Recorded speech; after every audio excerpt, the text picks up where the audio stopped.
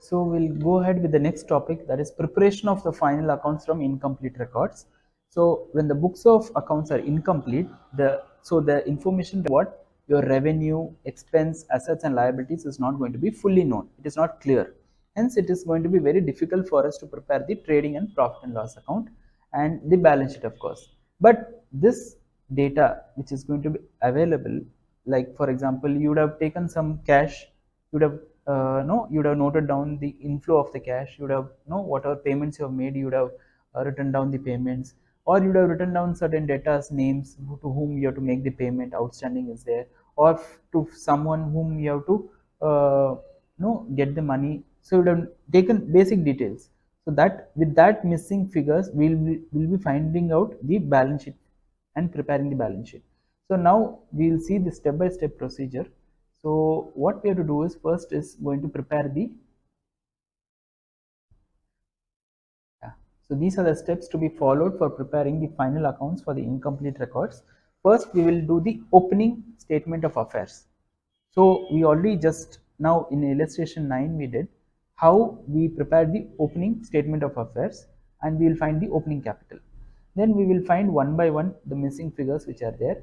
So this can be done by preparing the memorandum accounts or by making necessary adjustments to the existing figures. For example, it may be necessary to prepare a cash book to find out the missing items such as cash purchases and cash sales.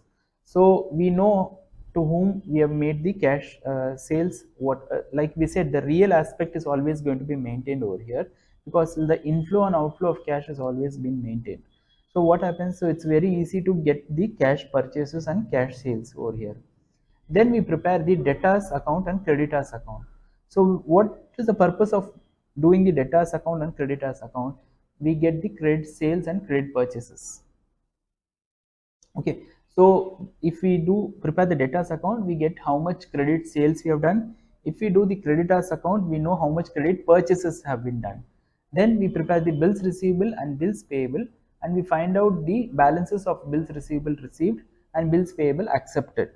So these are the three steps which we'll be doing. Again, I'll repeat once again. You can see over here, number one, we prepare the cash book and we find out the cash purchases and cash sales, and then we prepare the debtors account and creditors account and we find the credit sales and credit purchases, and then we do the bills receivable and bills payable account, and from there we prepare get the bills receivable received and bills payable accepted. Now, and the final step is going to be preparing the trading profit and loss and the balance sheet. So we'll see one by one what are the formats for the debtors account. I will tell you the flow so that it is going to be very easy for you people to remember the debtors account. So please follow the flow. Once again, I'm repeating, please follow the flow, because if you don't follow the flow, you might not be able to form the format in the exam hall. You will get confused. Okay, so please follow the flow very closely, so that you are able to recollect in the exam and you are able to solve it very easily. Okay, so we'll start with the debtors account. The total debtors account, when we're going to prepare the T form, we will write particulars on both the sides. We are going to have debit and credit. Okay, now, so being a debtors account, just now I told you, when assets are there, they always have a debit balance, and credit liabilities are there, they are going to have a credit balance. So debtors account's opening balance will always come then which side? On the debit side, because debtors account is an asset and we'll have an opening balance on the debit side. Okay, so first thing what happens is that we are going to have a credit sales. What is that? Credit sales. Anyways, this is going to be the balancing figure, but we will right now, just for the sake of understanding, we will do this. First step, what happens is that you do a credit sales. That's why they become a debtor, right? So you have a opening balance, then you have a credit sales. As soon as you do the credit sales, what happens? What happens? You have to receive some money. Let's assume you have received the money either in the form of cash or you received it in the form of checks. So you write buy cash and buy bank. So what happens? You're getting the money for the sales you've done. Okay, apart from that, you might give some discount also, right? After which you get your cash or bank. So this is possible. Then apart from that, whatever sales you have done, you might get a sales return. So these four items are very easy to remember now. So now you know that whenever a sales happen, you might give a discount, you might get a sales return, and after that you might receive cash or you might receive bank. Okay, so what we'll do on the credit side, we'll have discount allowed, we'll have sales return, we'll have buy cash, we'll have buy bank. Okay, so these four items are very easy to remember now. Now, the next thing is that, see, this debtors account is prepared for the reason that you have still not received the money.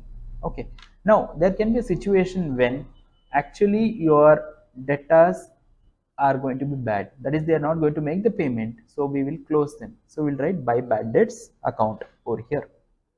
Now, apart from that, it can happen that you have actually received some bills. So you have a bills receivable account, and suppose these bills receivable have been dishonored, you will debit it. So two bills receivable, bills dishonored. You received some checks that also might get dishonored, so you write to bank. That is literally you are reversing it. So you wrote by bank, then you are going to write to bank for whatever checks got dishonored. Okay, so now this total debtors is an easy task.